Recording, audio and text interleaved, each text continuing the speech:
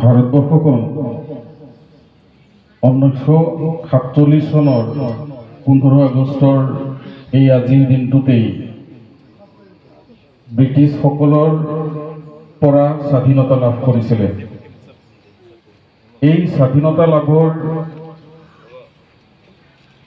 পিছতেই এই যি আমাৰ তিৰংগা পতাকা, এই পতাকা উত্তোলন কাৰ্যসূচীৰে প্ৰতি বছৰেই আমি স্বাধীনতা দিৱস কাৰ্যসূচী পালন কৰি আহিছোঁ। পোনপ্ৰথমবাৰৰ বাবে শ্বেৰপুৰ গাঁও পঞ্চায়তে আনুষ্ঠানিকভাৱে এক বিশেষ গাঁও সভাৰ জৰিয়তেই এই পতাকা উত্তোলন কাৰ্যসূচী উদযাপন কৰিবলৈ ওলাইছে।